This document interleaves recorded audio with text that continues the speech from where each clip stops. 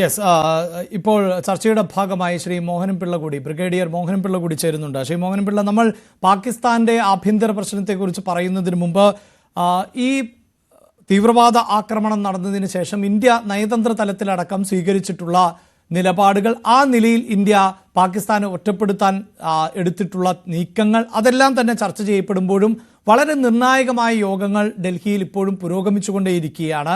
Russian സന്ദർശനമടക്കം പ്രധാനമന്ത്രി മാറ്റിവെക്കുന്ന സാഹചര്യമുണ്ടാകുന്നു. അതോടൊപ്പം പാകിസ്ഥാനിൻ്റെ സാഹചര്യങ്ങളെ വിലയിരുത്തുകയും ഒക്കെ ചെയ്യുന്നു. ഒരുപക്ഷെ ഈ പലരും ഈ തരത്തിൽ ചിന്തിക്കാം, എന്തുകൊണ്ടാണ് ഇത്രയും ദിവസമായിട്ടും ഇന്ത്യയുടെ ഭാഗത്ത് നിന്ന് ഒരു തുടർ നീക്കങ്ങൾ ഉണ്ടാകാത്തത് എന്ന സംശയമുണ്ടാകാം. അവിടെ നേരത്തെ ചർച്ചയിൽ പങ്കെടുത്തവർ തന്നെ പറയുന്നത് പോലെ ഒരു സൈക്കോളജിക്കൽ നീക്കം, അതായത് എപ്പോഴാണോ ശത്രു പ്രതീക്ഷിക്കാത്തത് ആ ഘട്ടത്തിലായിരിക്കണമല്ലോ സ്വാഭാവികമായും തിരിച്ചടിക്കുന്നുവെങ്കിൽ അടിക്കേണ്ടത്. തീർച്ചയായിട്ടും. എന്തെന്ന് ചോദിച്ചാല്, നമ്മള് ഇന്നുവരെ ലോകരാഷ്ട്രങ്ങൾക്ക് മാതൃകയായിട്ടുള്ള രീതിയിൽ മാത്രമേ, നൈതികമായിട്ടുള്ള രീതിയിൽ മാത്രമേ യുദ്ധം ചെയ്തിട്ടുള്ളൂ. യുദ്ധത്തിന്റെ ചില കൺവെൻഷൻസ് നമ്മൾ ഇന്നുവരെ മറക്കാതെ നല്ല രീതിയിൽ, അതായത് ഇന്റർനാഷണൽ കമ്മ്യൂണിറ്റിയിൽ ജനീവ കൺവെൻഷൻ അനുസരിച്ച് ഉള്ള രീതിയിൽ മാത്രമേ നമ്മൾ ബാറ്റിൽ ഉൾപ്പെടുള്ളൂ. അതിനുള്ള ഏറ്റവും വലിയ എക്സാമ്പിൾ നമ്മുടെ മുന്നിൽ തന്നെയുണ്ട്. കാർഗിൽ ഓപ്പറേഷൻ വന്നപ്പോൾ അവര് നമ്മുടെ പോസ്റ്റിൽ നുഴഞ്ഞു കയറി ഒക്കുപ്പൈ ചെയ്തപ്പോൾ പോലും അടൽ ബിഹാരി വാജ്പേയി പറഞ്ഞ ഒരേ ഒരു കാര്യം ലോകരാഷ്ട്രങ്ങളോടും ഇന്ത്യൻ ഡിഫൻസ് ഫോഴ്സസിനോടും പറഞ്ഞത് നെവർ ക്രോസ് LOC എന്നാണ്. ഇന്ത്യൻ ആംഡ് ഫോഴ്സസിന് ഒരു ഹിസ്റ്ററി ഉണ്ട്. Always abide by the government order, unlike terrorist act. അപ്പം അത് വെച്ച് നമ്മൾ തീർച്ചയായിട്ടും line of control LOC cross ചെയ്യാതെ നമ്മൾ പാകിസ്ഥാനെ പാഠം പഠിപ്പിച്ച ചരിത്രമാണ് നമുക്കുള്ളത്.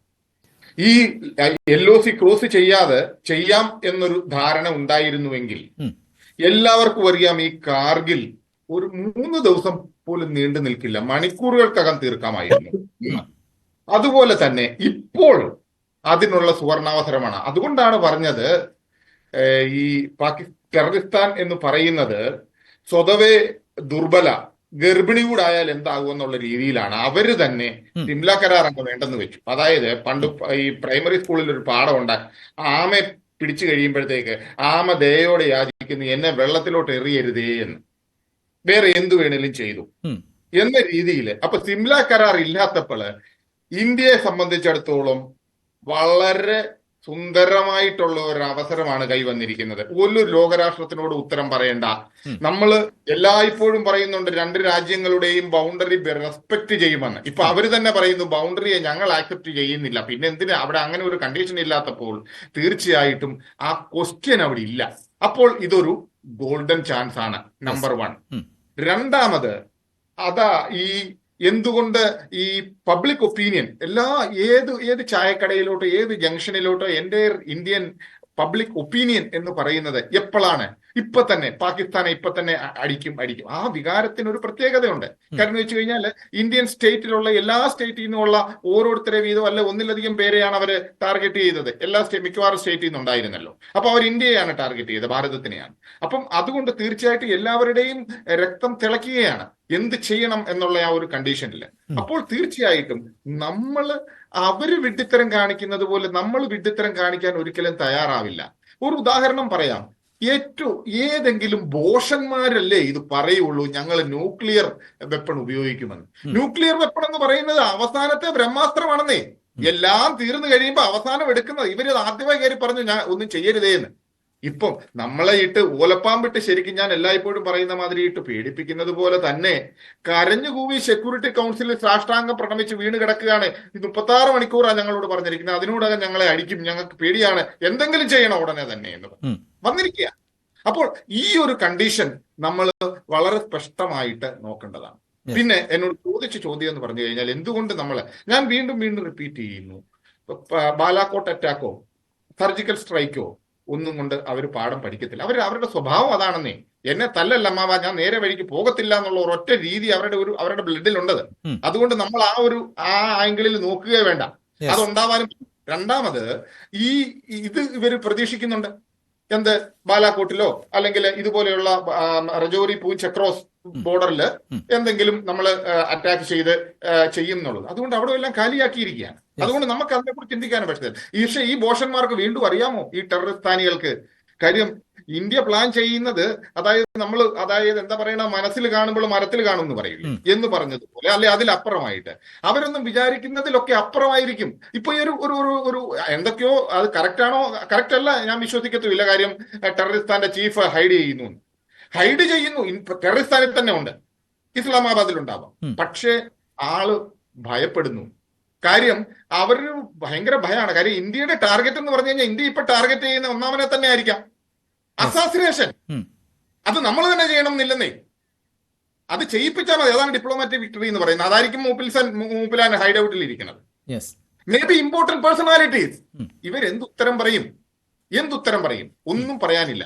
അപ്പം ഇത് എല്ലാവരും, അതായത് ഇന്ത്യൻ ജനത എന്ന് പറയുന്നത് ഇതിനു മുമ്പ് നമ്മൾ കണ്ടിട്ടുള്ളതാണ്. ഇന്നേ വരെ നമുക്ക് ഭയപ്പാടിന്റെ ആവശ്യമില്ല. ശരിയാണ്, കാഷ്വാലിറ്റീസ് രണ്ട് സൈഡും, യുദ്ധമല്ല, ഒന്നിനും ഒരു തീരുമാനമല്ല, നമ്മൾ അതിന് മുതിരുന്നുമില്ല. പക്ഷേ നമ്മളെ കൊണ്ട് ചെയ്യിപ്പിച്ചേ പറ്റൂ എന്ന് പറഞ്ഞാൽ നമ്മൾ എന്ത് ചെയ്യും? വടി കൊണ്ട് കൈ തന്നിട്ട് എന്താ അടിക്കാത്തതെന്ന് ചോദിച്ചാൽ എന്ത് ചെയ്യും? അതാണ് സിറ്റുവേഷൻ. അപ്പം ആ ഒരു രീതിയിൽ വരുമ്പോൾ പ്രഹരം അതിഭയങ്കരമായിരിക്കും. സർപ്രൈസ്, ഞാൻ അത് റിപ്പീറ്റ് ചെയ്ത് പറയുന്നു, സർപ്രൈസ് വിൽ ബി ദെയർ. ഇതുപോലെ നമ്മൾ ചാനലിലൊക്കെ പറയും, you will come to know tomorrow, day after. No, I am not believing that നാളെയോ മറ്റന്നാളോ ഉണ്ടാവുമെന്ന്. എന്തുകൊണ്ടാണ് പ്രൈം മിനിസ്റ്റർ മോദി മോസ്കോയിലുള്ള 9th പ്രോഗ്രാം ക്യാൻസൽ ചെയ്തത്? അതിന് നമുക്ക് വായിച്ചെടുക്കാമല്ലോ എന്താണ് നമ്മുടെ പ്ലാൻ അല്ലെങ്കിൽ ലോങ് ടേം പ്ലാൻ എന്നുള്ളത്. And not only that, now army or defence forces has to plan it and all out war. Who is declaring the war? The chief of the armed forces. Yes. Who is that? The President of India. The President of India got the power to declare war and conclude peace treaty. So that stage is not still there. We have to wait and watch. Yes. അവര് എരന്നു വാങ്ങുകയാണ്. പിന്നെ ഉള്ള ഒരു പ്രശ്നം എന്ന് പറഞ്ഞു കഴിഞ്ഞാല്, ഇവരെ സംബന്ധിച്ചിടത്തോളം ഒരു സൈഡില് ബലൂചിസ്ഥാന്റെ നമുക്കറിയാം, പക്ഷെ ഏറ്റവും വലിയ പ്രശ്നമുള്ളത് എന്നറിയാം, Taliban. Now we are planning that way as well. We are already in the negotiation with the Taliban people. Yes. So what else we require? അവർ നേരെ ബംഗ്ലാദേശിൽ പോയി സംസാരിക്കുന്നു, ഒരു ഡൗട്ടും ഇല്ല. അവരുടെ വിചാരം ബംഗ്ലാദേശില് ആ സെക്യൂർ അവിടെ ചെയ്തു കഴിഞ്ഞാൽ, അറിയാം ബംഗ്ലാദേശിന്റെ ബോർഡറിൽ നമ്മുടെ BSF മാത്രം മതിയെന്നേ. റെഗുലർ ആർമിയുടെ ഒരാവശ്യമില്ല. ഇവരെയൊക്കെ കൺട്രോൾ ചെയ്യാൻ BSF കൊണ്ട് പറ്റും. റെഗുലർ ആർമിയുടെ ആവശ്യമില്ല. എന്നിരുന്നാൽ പോലും അവിടെ സെക്യൂർ ചെയ്യണം, no doubt in to it. But അത് മതിയായതാണ്. പക്ഷെ അവരുടെ പോളിസി എന്താണെന്നറിയാമോ?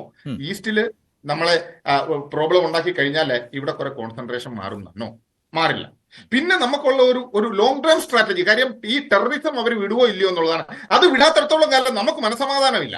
അപ്പൊ അതിനെ വിടുവിക്കാനുള്ള സ്റ്റെപ്പാണ് നമ്മൾ ചെയ്യേണ്ടത്. എന്താണത്? അതായത് പീർ പഞ്ചാൽ ഏരിയ ഉൾപ്പെടുന്ന ലൈൻ ഓഫ് ആക്ച്വൽ കൺട്രോളും ഒക്കുപ്പൈഡ് കാശ്മീറും നമ്മുടെ കയ്യിലോട്ട് എടുക്കുക. നമ്മൾ ഇനി മുതൽ യുദ്ധം ചെയ്യേണ്ടത് അവരുടെ സ്ഥലത്തായിരിക്കും. ഇന്നുവരെയുള്ള ഇന്ത്യയും ടെററിസ്ഥാനുമായിട്ടുള്ള യുദ്ധം നടന്നിട്ടുള്ളത് ഇന്ത്യൻ മണ്ണിലാണ്. അത് ശ്രദ്ധിച്ചിട്ടുണ്ട്, ടെററിസ്ഥാന്റെ മണ്ണിലല്ല. നമ്മൾ ഇനിയും ചെയ്യേണ്ടത് ടെററിസ്ഥാന്റെ മണ്ണിലെ യുദ്ധം ചെയ്യാവൂ. നമ്മൾ ആ ബൗണ്ടറി വളരെ ക്ലിയർ ആയിട്ട് പാർട്ടീഷൻ ടൈമിൽ കിട്ടിയ ബൗണ്ടറി സേഫ് ചെയ്യുവാണെന്നുണ്ടെങ്കിൽ ടെററിസം 90% എന്നല്ല, വേരോടെ ഇല്ലാതാകും. നമ്മൾ കണ്ടിട്ടുണ്ട്, ഒരു സൈഡിൽ ടെററിസ്റ്റ് അറ്റാക്ക് കാശ്മീർ സൈഡിൽ നടക്കുന്നു, മറ്റൊന്ന് രജൌരി പൂഞ്ച് സൈഡിൽ നടക്കുന്നു. നടുക്ക് നല്ല ഹെവനായിട്ട് അവരുടെ ഇൻഫിൽട്രേഷൻ റൂട്ടാണ്. അത് നമ്മൾ വിട്ടുകൊടുത്തതാണ്.